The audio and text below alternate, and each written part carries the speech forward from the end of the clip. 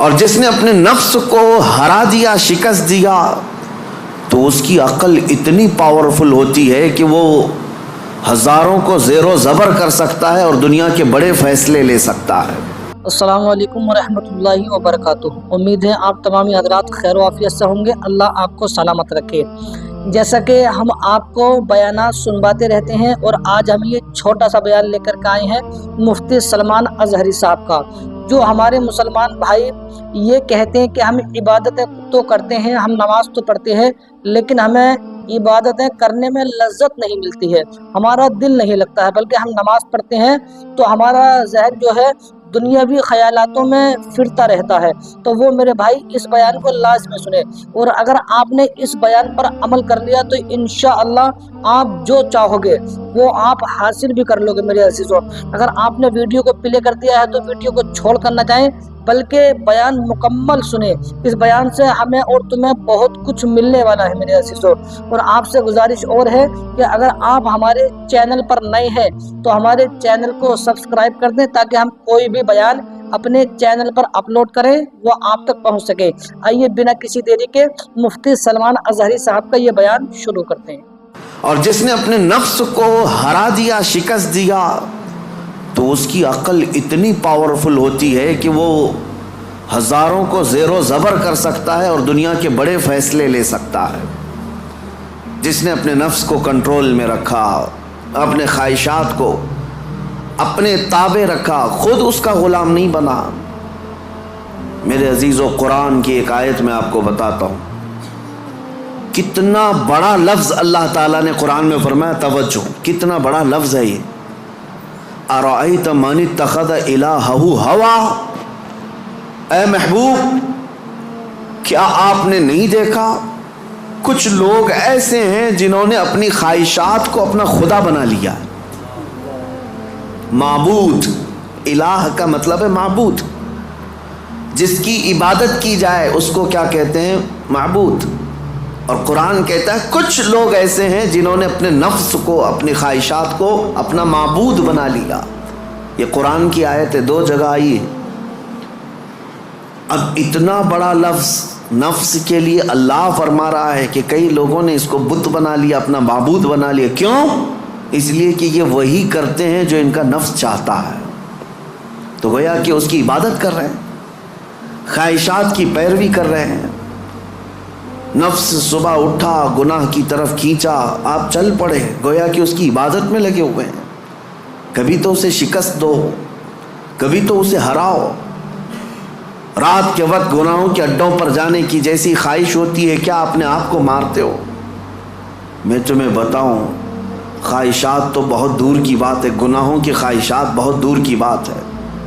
سیدنا ابو بکر شبلی رحمۃ اللہ تعالی علیہ سلسلہ قادریہ کے بڑے مشہور بزرگ ہیں، جن کے نام سے ہم شجرے میں پڑھتے ہیں، بہر شبلی شیر حق دنیا کے کتوں سے بچا۔ وہ حضرت ابو بکر شبلی جب رات کے وقت عبادت کے لیے آتے تھے تو اپنی آنکھوں میں نمک کا سرما لگاتے تھے۔ کیوں؟ صرف اس لیے کہ نیند اگر آئی تو گویا کہ میں اپنی خواہش کا غلام ہو گیا، اپنے رب کا نہیں۔ عبادت اس کی ہو رہی ہے اور میں خواہش کے پیچھے چل رہا ہوں۔ حالانکہ نیند جو ہے یہ فطری چیز ہے، کسی کو کہیں پہ بھی آ جاتی ہے۔ اولیاء کاملین تو اس سے بھی اپنے آپ کو بچاتے تھے کہ وہ آنکھوں میں نمک پھیر لیتے تھے، جس سے آنکھوں میں خون نکل آتا تھا۔ لوگ کہتے بھی تھے تو کہتے کہ اگر اللہ کی عبادت کے دوران اونگ آتی ہے، جھپکی آتی ہے، تو ان آنکھوں کی سزا یہی ہے کہ انہیں نمک لگا دیا جائے۔ اور حضرت شاہ مینا رحمۃ اللہ علیہ لکھنؤ میں آرام فرما ہے، حضرت شاہ مینا، ان کا حال تو یہ تھا کہ جب رات کو عبادت کے لیے کھڑے ہوتے تو ایک اونچی دیوار پر وہاں کھڑے ہو کر نماز پڑھتے، ادھر بھی کھائی ہے ادھر بھی کھائی ہے، کھڑے رہتے۔ لوگ کہتے کہ نماز پڑھنے کے لیے اتنی جگہ ہے، اس دیوار پر کیوں جا کر نماز پڑھتے ہیں؟ حضرت شاہ مینا فرماتے تاکہ میں ہمیشہ اللہ کی عبادت میں مصروف رہوں، اگر نیند آئی تو میرا جسم دیوار سے نیچے آ سکتا ہے اور اس جسم کو وہی سزا ملنی چاہیے جو اپنے رب سے غافل ہوتا ہو۔ نفس کے خلاف وہ اولیاء جنگ کرتے رہے، لڑتے رہے۔ سب سے بڑی خطرناک چیز آج ہمارے ساتھ جو چل رہی وہ ہمارے خواہشات سے، اور میرے آقا صلی اللہ علیہ وسلم ارشاد فرماتے ہیں لا یؤمن احدکم حتی یکون ہواہ تبعا لما جئت بہ، تم میں سے اس وقت تک کوئی مومن نہیں ہو سکتا جب تک اپنی خواہشات کو میری مرضی کے حوالے نہیں کرے گا۔ تم ویسا جب تک نہیں کرو گے جیسا رسول اللہ چاہیں تب تک تم مومن نہیں ہو۔ تم وہ کرتے ہو جیسا تم چاہتے ہو، تمہاری مرضی، تمہاری خوشی، تمہیں جو اچھا لگا وہ کرنے لگے۔ یہ مومن کامل کی علامت نہیں۔ مومن کامل وہ ہے جو اپنی زندگی میں وہ کرے جو رسول پسند کرے، ان کی مرضی کے مطابق۔ میرے عزیزو، خواہشات یہ لامتناہی سلسلہ ہے، نہ ختم ہونے والا سلسلہ ہے۔ کسی بھی خواہش کا کوئی اینڈ نہیں ہے۔ کر کے دیکھ لو، تمہیں اگر دولت کی خواہش پریشان کرتی ہے تو کماؤ کماؤ کماؤ، کہاں تک جاؤ گے؟ کبھی بھی پیٹ نہیں بھر سکتا۔ نبی پاک صلی اللہ علیہ وسلم ارشاد فرماتے ہیں قبر کی مٹی ہی اس کا پیٹ بھر سکتی ہے۔ کسی بھی خواہش کا اینڈ نہیں ہے دنیا میں، جو خواہشات ہیں۔ مال کی خواہش، میں یہ نہیں کہہ رہا کہ کسی کو مال کمانا ہی نہیں چاہیے، ارے میاں زندگی گزارنے کے لیے ہر ایک کو کمانا ہے، ہر ایک کو کمانا ہے، لیکن میں جس چیز کی مذمت کر رہا ہوں غلام بن کر کے پیچھے بھاگنا۔ جیسے فارسی میں کہا گیا ہے خوردن برائے زندگی اس نہ کہ زندگی برائے خوردن۔ کھانا جو ہے تمہاری زندگی کے لیے ہے، پوری زندگی کھانے کے لیے نہیں ہے۔ فرق دونوں میں سمجھ رہے آپ؟ مال تمہاری زندگی گزارنے کے لیے ضروری ہے، لیکن پوری زندگی مال کے لیے نہیں ہے۔ لیکن خواہشات کبھی ختم نہیں ہوتی۔ شہوت کی خواہشات، نفس جیسے جنسی عمل کے ذریعے سے اپنے جسم کو سکون پہنچانے کی کوشش کرتا ہے، وہ خواہشات بھی کبھی ختم نہیں ہوتی، کبھی ختم نہیں ہوتی۔ اگر اس نے اپنے اس گھوڑے کو، نفس کے گھوڑے کو آزاد چھوڑ دیا تو وہ کہیں پر بھی اس کی خواہشات جا کر رکتی نہیں۔ نہ وہ ایک عورت پر صبر کر سکتا ہے، نہ 10 عورتوں پر، نہ 100 عورتوں پر۔ اگر اس نے اپنے خواہشات کے اس گھوڑے کی لگام نہیں پکڑی تو کہیں اینڈ نہیں ہے اس کا، کہیں اینڈ نہیں ہے۔ مرنے کے وقت بھی یہ خواہشات اسے گناہ کی طرف لے جا سکتی ہیں۔ یہ شرمگاہ کی خواہشات اور زبان کی جو خواہشات ہیں، چٹکارا جس کو کہتے ہیں، لذت، اس کا بھی کوئی اینڈ نہیں۔ میں نے ایک ایسے صاحب کو بھی دیکھا، ان کے بیٹے میرے ساتھی تھے، وہ تو مذاق میں کہتے تھے کہ ان کے باپ ICU میں تھے، جس دن ان کا انتقال ہونا تھا اس دن بھی وہ بریانی منگوا رہے تھے ICU میں۔ تو یہ تو ایک نارمل سی بات تھی، ہنس کر کے وہ کہہ رہے تھے، لیکن وجہ یہ تھی کہ وہ ایڈکٹ تھے بریانی کے، کھانے کے، گوشت کے۔ تو ایک لمٹ ہوتی ہے کسی آدمی کی، لیکن اگر اس نے خواہشات کو آزاد چھوڑا تو وہ کہیں پر بھی جا کر نہیں رک سکتا، نہ ICU، نہ آپریشن، نہ کوئی چیز، اسے کوئی چیز نہیں روک سکتی سوائے موت کے۔ موت آنے تک وہ اپنی خواہشات میں ڈوبا رہے گا، ڈوبا رہے گا۔ خواہشات ایک سمندر ہے، وہ ختم نہیں ہوتا کبھی۔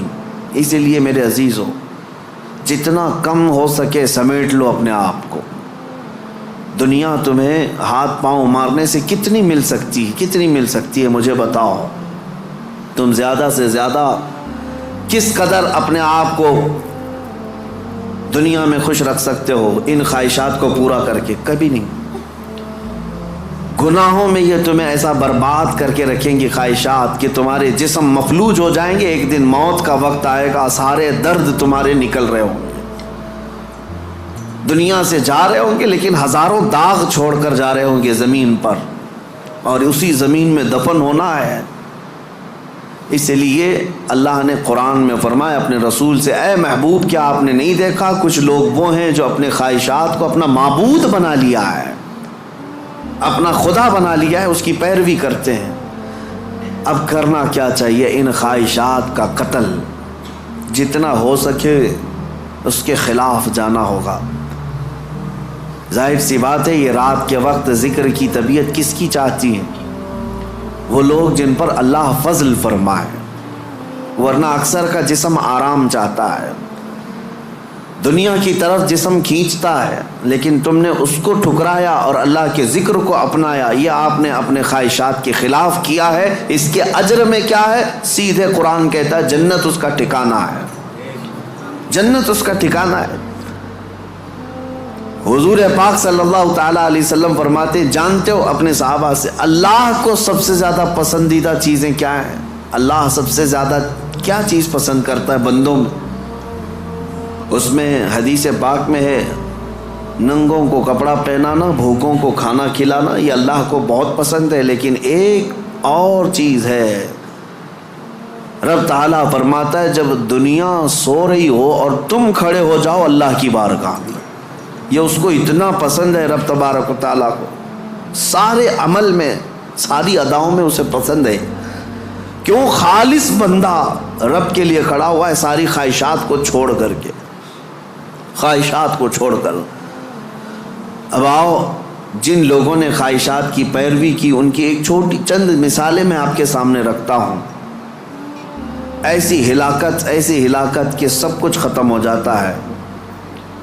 میرے عزیزو، سلطان الاولیاء سیدنا غوث اعظم جیلانی بغدادی رضی اللہ تعالیٰ عنہ ارشاد فرماتے ہیں، جس شخص کو اپنی خواہشات پر قابو نہیں، اس کا نفس اسے کفر تک لے جا سکتا ہے، اس کا نفس اسے شرک تک لے جا سکتا ہے اور اسے کافر بنا کر دنیا سے لے جائے گا۔